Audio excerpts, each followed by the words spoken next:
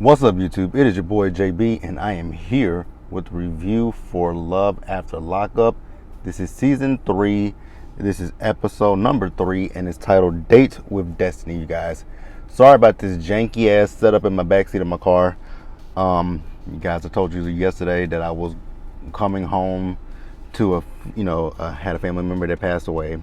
So I came home, and it's what it really is with this backseat is the sunlight.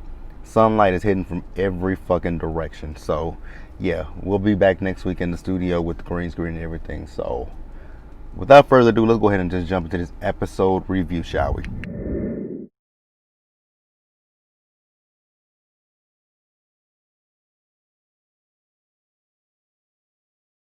Alright, you guys, so we've almost met all of our couples for this season of Love After Lockup. Tonight we were introduced to Trice and Shonda.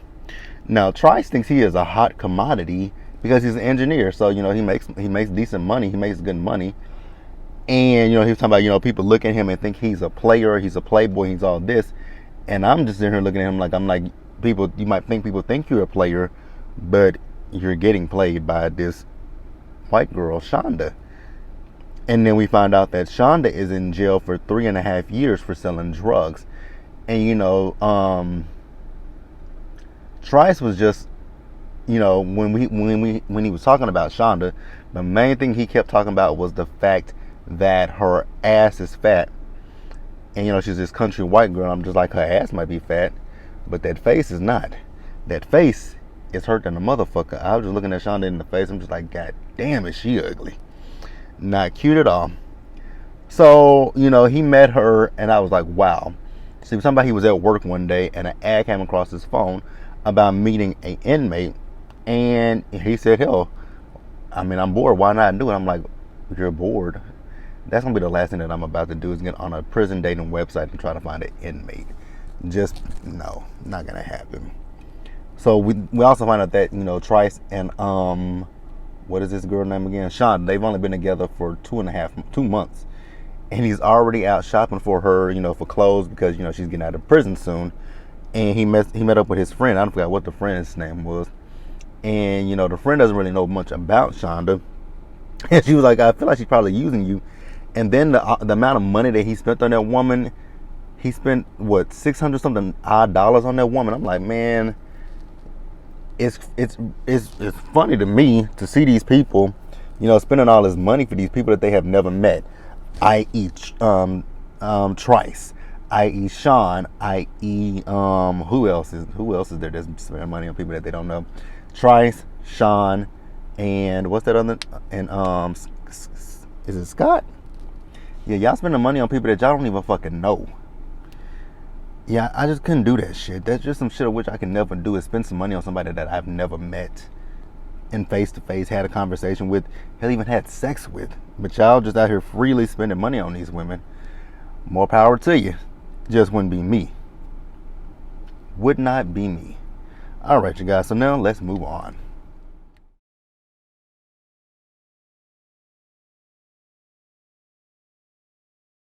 Alright, you guys, so next let's talk about John and Christiana. So you guys remember last week's episode, we left off with John getting down on his knees asking Christiana to marry him with that hella deep ass voice that she got. I just can't get over her voice. It's like really deep. It's like your voice is deeper than Angela's voice, and Angela already has a deep ass, raspy ass voice. Like, what the fuck? So, like I said, John got down on his knees and asked Christiana to marry him. And I don't know if she said this out of, because of the cameras being there, or if she said it because, she didn't want to hurt his feelings or whatnot. But she said yes to his proposal. And I'm just like, yeah, I don't know if I would have said yes to that proposal. Like, y'all don't know each other like that. So you're going to automatically say yes to him? You don't know him. And she said it in one of her interviews that she doesn't even know, like, she's Christian, so she doesn't know what his religious beliefs are. And I'm like, that would be a big one. Like, she looks like she still has some years in her to have kids. And and a man a man can have kids until forever. So I'm like, so what if y'all have kids and you realize that y'all, your religious beliefs don't match up? Like, he could be Jewish, Muslim, Buddhist, whatever, and you're a Christian, and how would that work? And then even with last week's episode, when John said that, she told him that she was, she loved him, but she wasn't in love with him. And that was what, baffled me about her, was like, so you're not in love with him, but the minute he asked you to marry him, you're going to just up and say yes? I would have been like, no. And if he would have asked me why you saying no, I'm like, because I don't know you. I just got out of prison. Like, let me figure out what life is like for me outside of prison. I've been in jail for so long. Like, let me get my bearings. Let me figure everything out. And then we can decide if we want to get married. But no. Now, she said yes. So now they're finna head to that bootleg chapel that he made for them to get married at. And I'm just like, man, the more I looked at that was a safety hazard waiting to happen. So they finally make it to the hippie wedding, setup that he got. And John has gone above and beyond, and he has, picked out a wedding dress for Christiana. I'm like, did you ask this woman what her measurements were? You just guessing? And wait a minute, John had never saw Christiana before this, so John didn't know how tall Christiana was, how big her breasts were, her waist size, none of that shit. So he's just guesstimating off of what, a photo, I guess? Some of these men on this show are like hella fucking stupid. I just gotta put it out there. Hella goddamn stupid. So like I said, he got the dress for her. So they get back to the hippie, wedding chapel. And like I said, he didn't get her measurements, so rightfully so, the dress doesn't fit. And Christiana's like, he's with this Native American stuff, but I'm a Christian, so I don't really understand this. And then, we saw that one of his friends that was there. First of all, is anybody ordained to do this? Like, that's the other thing. So if they get married at this, this hippie chapel, is it gonna be a legal marriage? Because I mean, who's ordained to do this? But whatever.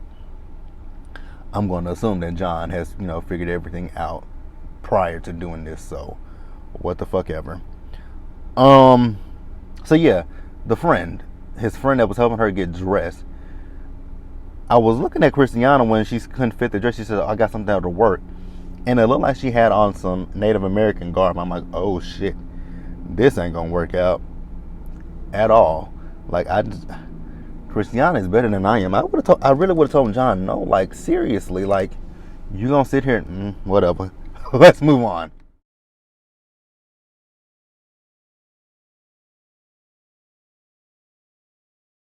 All right, you guys, next let's discuss Maurice and Jessica. So, you guys remember last week's episode, Maurice got out of prison. So, him and Jessica are getting ready to head back. I don't know if they went to a hotel, if they went to, the home that she has in Vegas. But we see Maurice is on the phone with his aunt. So Maurice is, that's going to bother the shit out of me. Damn it, I shouldn't have touched it. Whatever, y'all will get used to it. Y'all get over it. Y'all can still see me, so it is what it is. But Maurice and Jessica. So back to what I was saying before I interrupted my own damn self. So Maurice is paroled to LA, but him and Jessica have a home. Well, technically, Jessica has a home in Vegas. So Maurice actually has to go from. Are they in Vegas? That was what confused me. Were they in Vegas? Because he was talking about how he has to fly out to LA, to transfer his paperwork to Las Vegas. He told his auntie, he was like, you know what, I just want to basically just say fuck it and just go ahead and go out there. She was like, boy, don't do that dumb shit because you're gonna end up right back in jail. Your uncle did that and he's back in jail. He's like, oh no, I don't want to do that. No shit, Sherlock. Do things the right way. Talk to your parole officer. Tell your parole officer you're married, and your residence is probably not gonna be your residence is not the same as what you probably put down previously. So yeah, just do things the right way. Now Jessica, I don't know why Jessica couldn't see this. Anybody with eyes could see this. Hell, Ray Charles and Stevie Wonder could see this shit. She keeps talking about the fact that, because Maurice, when it's just him and her, is that a big ass locust? Bitch, that's a big ass fucking fly. God damn, that motherfucker is huge. I mean, it just landed on my car and flew away. Country living. Back to the show. I can never do this. I don't understand how. I said this in the first Love After Lockup review I did in my car. I don't know how Roxanne does this. I don't know how she does this. And I know people got to look at her and think like, God damn, is she talking to herself? Like, I know my aunt and my little cousin are probably looking at me out the window. Like, is he talking to himself? But you guys are on a tripod, so anybody who walks by or drives by can see you guys on a tripod and see that I'm talking to a camera. Where was I at before that flight interrupted me? Oh, Maurice and Jessica. So, Maurice only married Jessica just to fuck. Because they were talking about how it is with conjugal visits. You have a little apartment, and I think I've read there that you can, they're in the apartment for 24 to 48 hours. So, I mean, that's cool. And, he got to see what it would be like to live with Jessica, be husband and wife with Jessica. But I don't think Maurice is in that mind frame of really being husband material to Jessica. He just wants to beat up Jessica's puss. So then we see them and they go to the house. He was in the bathroom talking about the toilet paper. Oh, this is real toilet paper. This is Charmin. I'm like, what do they give out in prison? But never mind. They probably give you like that hard ass paper that you have in your office spaces. So he took a shit. I'm pretty sure he took a shit. And then they came back out and he was looking at the producers like, why y'all still here? And they're like, oh, y'all can go and do whatever y'all gonna do. And then they went in the room and they had sex. Now the production was, they were fucked up for that situation. They had to let us hear Jessica, getting banged out. And I mean, Maurice must have been beating that shit in. And then we did see them, and they were on their flight to LA with the same clothes on. I'm like, did she at least take a shower? And did he take? Oh, never mind. Let's move on, you guys.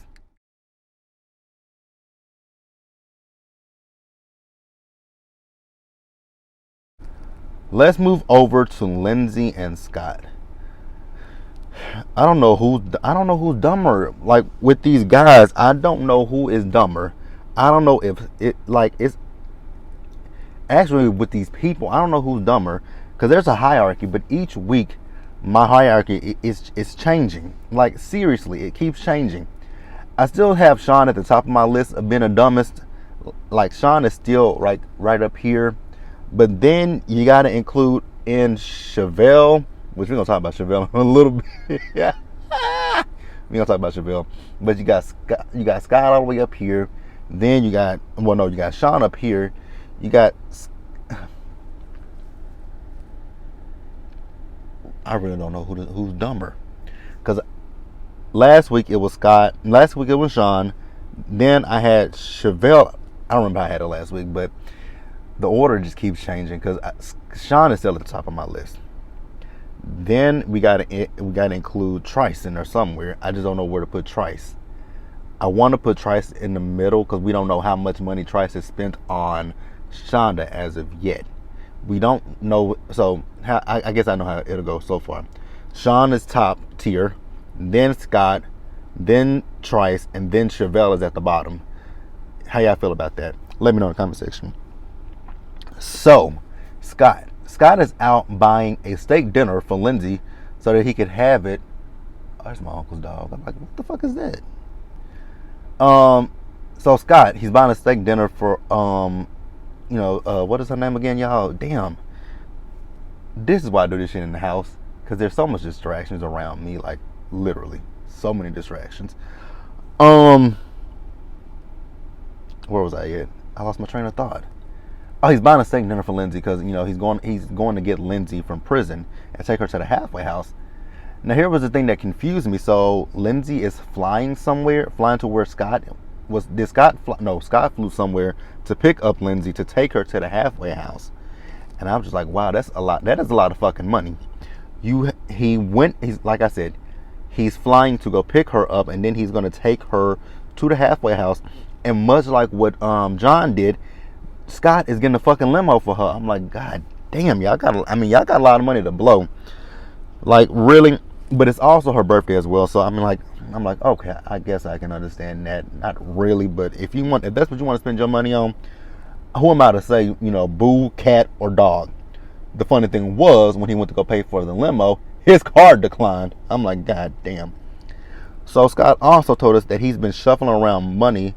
I'm like, you shuffling around money for a woman that you know her, but you hardly know her. You haven't met her face to face. You ain't done shit with her, but here you are shuffling around money for a woman. God, what a fucking dumbass. Can I meet somebody that's that damn stupid that'll shuffle around some money for me? Like, shit. Hell, do I gotta go to prison for that kind of shit? No, thank you. Let's move on.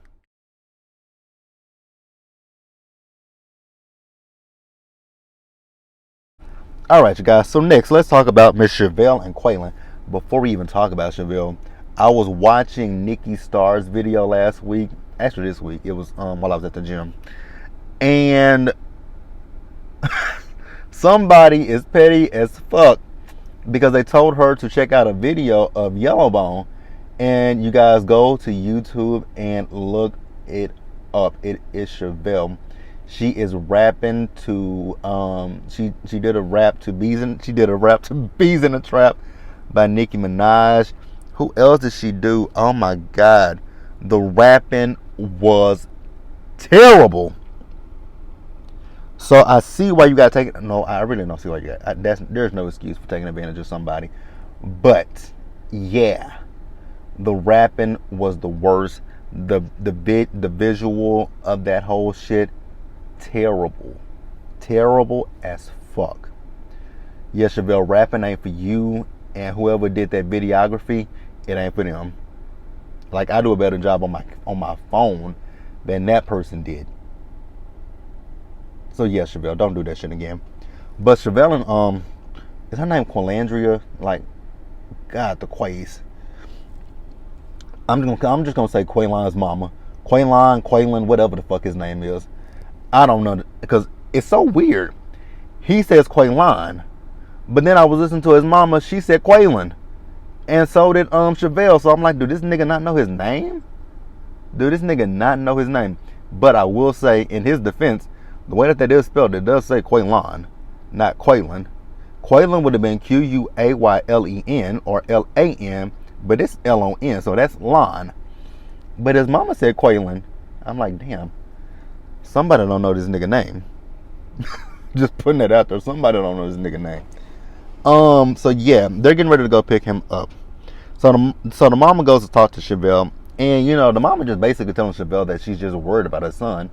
He got in. I guess he got in with the wrong crowd, and that's what got him put in jail. And then she said that it was her birthday when all that stuff happened. He got shot. I'm like, damn, he got shot. What did he do? Was he the one is he burglary? I think that's what it is with him. So basically, the mom just wants to protect him, and I actually understand that. Like, that's something that's understandable 100%. If she almost lost her son once before, and then he went to prison for 12 years, I can't say I cannot say in any way, shape, or form that I blame his mama, because you just want to protect him. So I get it. I definitely get it, and I'm not gonna, like I said, I'm not sitting here judging by no means. I definitely 100% understand the situation. And then his mama also made a very valid point to Chevelle, that she doesn't feel that Quaylon is, he's, like I said, he's been in prison for 12 years. So how can you expect this man to want to just come out of prison and have an instant family, be a father, be a boyfriend, or even a husband, and he's lived his life in prison for the past 12 years? Like, some of the stuff with Chevelle is very unrealistic. And Chevelle, out of nowhere, she started crying. I'm like, girl, why you crying? But okay, whatever. So then we see them, and so they head out to go get Quaylon from prison. I'm sorry, it ain't no way in hell I would have been sitting in a coat for that nigga. I'm just gonna keep it real with you. But yeah, that's gonna be it. Let's move over to Destiny and Shawn. Oh God, Destiny and Shawn.